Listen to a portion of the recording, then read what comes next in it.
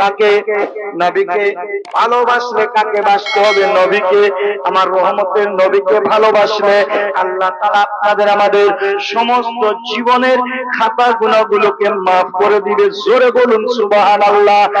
বাবা, কিরকম আপনাদের আমাদেরকে নবীকে ভালোবাসতে হবে?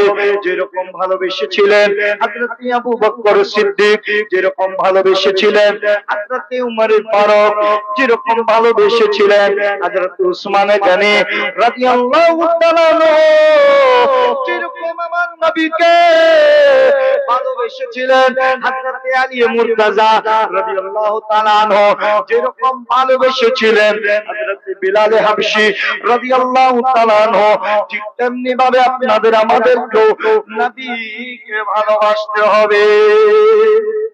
বিলাল কিরকম ভালোবেসেছিলেন শুনুন।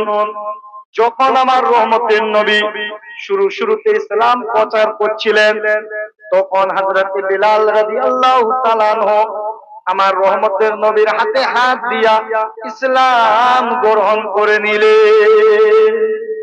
হযরত বিলাল উমাইয়া বিন খালফের গোলাম ছিল। কার ছিল? উমাইয়া বিন খালফের গোলাম ছিল। আমার রহমতের নবী যখন শুরুতে ইসলাম প্রচার করতে লাগলো, তখন হযরত বিলাল আমার রহমতের নবী সাল্লাল্লাহু তাআলা আলাইহি সাল্লামের হাতে হাত দিয়ে ইসলাম গ্রহণ করলেন। জোরে বলুন সুবহানাল্লাহ।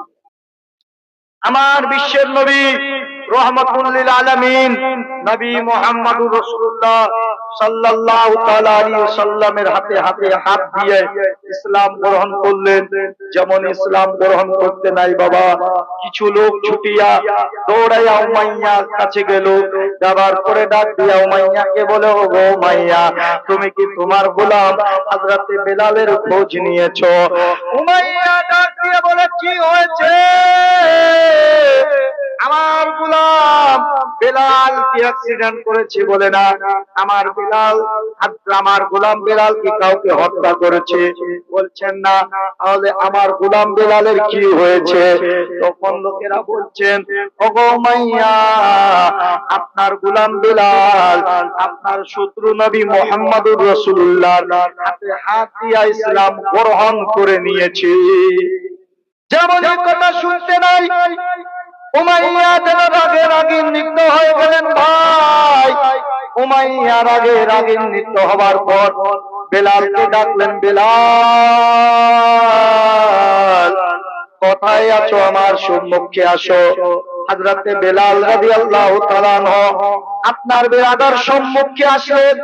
যেমনই সম্মুখে আসলেন, উমাইয়া ডাক দিয়া বলে, বেলাল, আমি শুনেছি তুমি নাকি আমার শত্রু মুহাম্মদুর রাসূলুল্লাহ হাতে হাত দিয়ে ইসলাম গ্রহণ করেছো।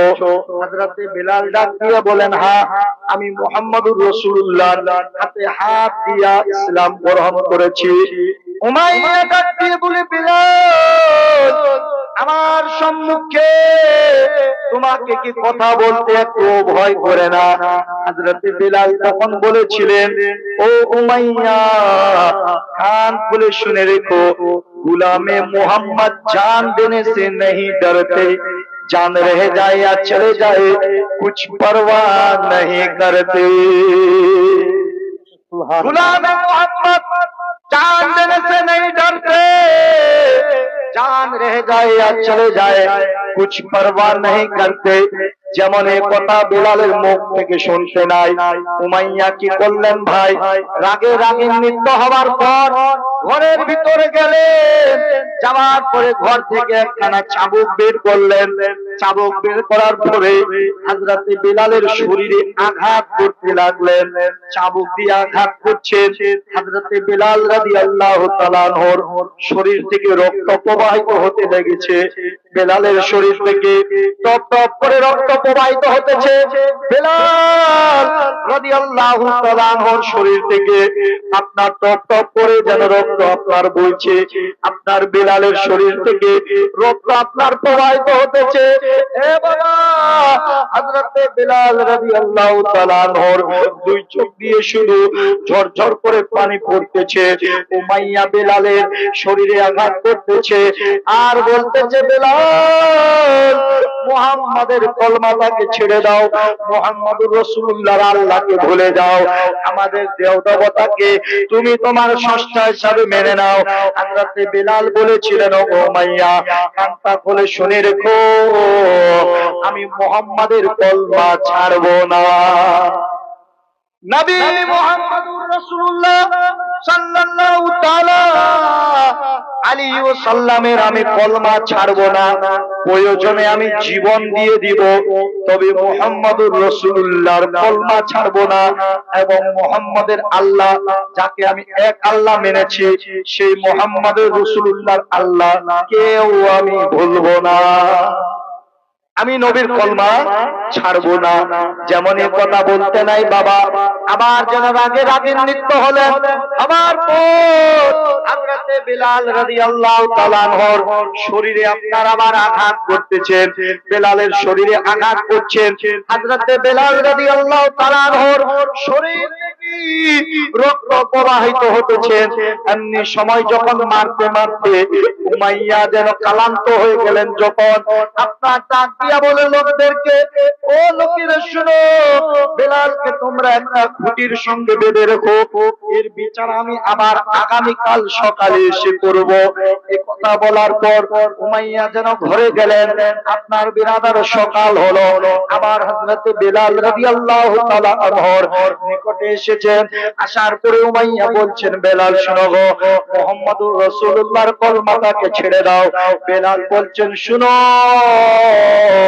আমি মুহাম্মদুর রাসূলুল্লাহর কলমা কোনোদিনও ছাড়বো না। ওগো বেলাল, তুমি যা চাইবে তোমাকে তা দেওয়া হবে। টাকা চাইলে টাকা দিব রে, পয়সা চাইলে পয়সা দিব, ধন চাইলে তোমাকে আমি ধন দিব, সম্পদ চাইলে সম্পত্তি দিব, তুমি যা চাইবারে আমি তোমাকে তা দিব বেলাল। তবে মুহাম্মদুর রাসূলুল্লাহর কলমাটাকে ছেড়ে দাও। হযরত বেলাল রাদিয়াল্লাহু তাআলা আনহু ডাক দিয়ে বলেন, ওগো মুনিবের বেটা মুনিব শুনো, আমি জীবনটা দিয়ে দিব গো, তবু আমি মুহাম্মাদের কলমাকে ছাড়বো না। জীবন দিয়ে দিব, তবুও মুহাম্মাদের কলমা ছাড়বো না। যেমন এ কথা শুনতে নাই ভাই, হযরতে বেলাল রাদিয়াল্লাহু তাআলা আনহুর জিভটাকে টেনে জিভের মাঝখানেতে পেরেক মেরে দেওয়া হলো। হযরতে বেলাল রাদিয়াল্লাহু তাআলা আনহু আউমাউ করে কান্না করতে লাগলেন। ভাই, বেলালের দুই চোখ দিয়ে শুধু ঝরঝর করে পানি পড়ছে, বেলালের দুই চোখ দিয়ে টপ টপ করে পানি পড়ছে। হযরতে বেলাল রাদিয়াল্লাহু তাআলা আনহু আল্লাহর কাছে দোয়া করছেন, আল্লাহ ওগো রব্বুল আলামিন, আমি বেলালকে তুমি বরদাস্ত করার শক্তি দান করো, আমি বেলালকে বরদাস্ত করার তুমি শক্তি দান করো।